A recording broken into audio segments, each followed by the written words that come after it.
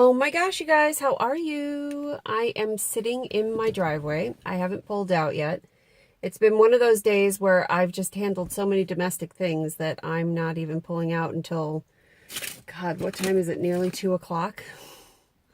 Um, and I'm discovering something here. I am discovering that driving during the day just isn't as profitable as driving at night. However, some nights I just want to be home with my family. So I know I keep talking about how great this all is, and it is in so many ways, but there are some bummers.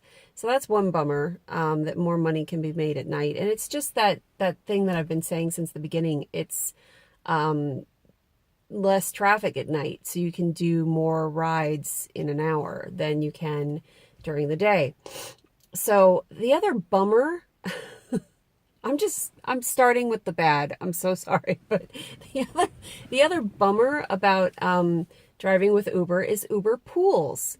Uber pools can definitely become a party, and you meet really nice people sometimes, and it's really cute when a young guy and a young girl get into the same pool and they kind of, begin to glow like little glowworms around each other, and then they kind of try to feel each other out. It's very, very cute. And sometimes it's awkward if one is like totally not into it. But sometimes a lot of times it's really adorable.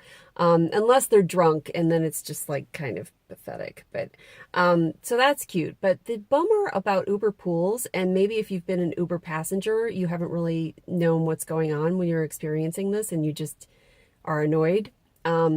What happens is Waze, I find, is the best navigating system. And Uber pools are not something that can be handled by Waze. I guess the way the two apps talk to each other, the Uber app and the navigation app, Waze just can't handle the communication. So the Uber app defaults to Google Maps for the navigation. And the way that the communication happens, the Google Maps get really tiny. And so you're trying to look at this tiny route that you're supposed to be taking. And, oh, the mailman's here. And it's really hard to figure out where you're going and where you're supposed to be. Hang on, I'm going to see if this is a package that Bobby's been waiting for. Oh my God, Buster is having none of this mailman. He's so cute. So that's a bummer. So what I've started doing is just explaining that to pool riders right away, that the navigation system that can handle a pool is not as good as the navigation system that I normally use, which is Waze. And that has upped my rating this week. I've noticed. I've gone up to a 4.95 rating. So I think that people were giving me like 4 stars instead of 5 stars because of the navigation system. And now that I'm explaining that it's really not my fault, that's a good thing. Okay, so what else? Oh gosh, so I had a pool yesterday, and the person was getting into the car, and we still have so much ice like piled up on the curbsides in the city, that this person fell into my car and cut her eyebrow. I think it was a her. That was the other thing. This passenger had a woman's name, but was so sexually ambiguous, I could not tell if it was a him or a her. But anyway, this person was, just kind of trying to ignore it and hoping I wouldn't notice, but they sat in the front seat because the back seat was loaded. And finally I turned to this person and I was like, oh my God, you're bleeding. So I just happened to have Band-Aids in my center console because, I'm a mom, and I had antibacterial wipes, and, so we just totally patched her up here in the car. I think it was her, him. This person, this lovely, lovely person, who was Canadian. And I said, what are you doing here? We've completely lost our minds. Don't you want to go home? But anyway, it worked out. So also, I had two passengers in my vehicle yesterday who were here all the way from Illinois for the Eric Clapton concert.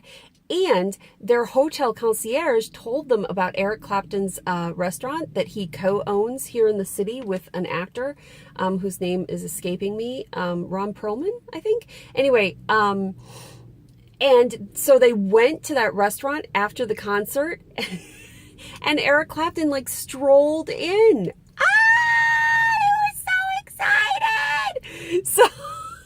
So thank you, Eric Clapton, because these people were so pleased with their trip to New York City that they tipped me $20 for like a 20-block ride. I was so over the moon for them, and also for me, because hey, $20 tip, that never happens.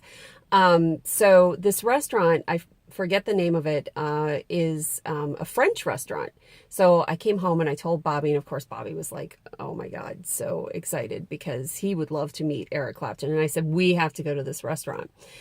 So that makes me realize that we are still behind in our bills. And I just heard a promo on a podcast, Missing Richard Simmons, that there is a $500 sign up bonus with Lyft, and Lyft also has that $1,500 a week guarantee, I guess, for your first month or something like that. So if I were still friends with that person who's still upset with me about the bonus snafu when she signed up with Uber, I would let her know about this, but I have no way of contacting her because she's cut me off. But I think I might do that. Yeah, because I need to earn some money quick to make up for the 3 months of insurance I've had to pay on this baby up front, and various other setbacks that I have had. But I'm still enjoying my freedom. I'm enjoying the fact that I could be domestically inclined today and that I could start work later. Be sure to tune into my radio show this evening with Xander Gibb, Xandermonium, if you have a chance, between 8 and 9 p.m. The link will be posted on my page. And also be sure to read the review that I wrote for the play that I saw last week about John Cage. I think it's one of the best reviews I've ever written on thefrontrowcenter.com. Oh, and I promised, speaking of podcasts, that I would let you know about this podcast that I've been listening to in between passengers. Oh my gosh, such a guilty pleasure. It's called My Favorite Murder. So good. It's these two comedians who are out in Los Angeles, and they are just like big fans of like Dateline, Forensic Files, and other podcasts about missing persons and murders and stuff like that. And they have like a sense of humor about it, and they're not irreverent for the victims or the victims' families at all. They definitely have empathy for that, but they're also like, isn't this ridiculous? And that this happens and that humans do this to one another. And they comment on the absurdity of it all, which for me is just glorious entertainment. I love it. I highly recommend it. It's called My Favorite Murder, and it's a podcast that's like 50 something episodes in the last week. I have listened to almost 9 of those episodes in between passengers. I have to make sure that I click it off just as people are coming into my car, because I don't want them to think that I'm a complete nut job, but it's been really fun. So those are my recommendations and all the news that's fit to print. And I love you all. And thank you so much for supporting me in this crazy effort. And if you know any other actors out there who are doing rideshare for their day job, would you let me know? Because I have an idea about how we might conspire with one another. Okay, talk to you soon. Bye.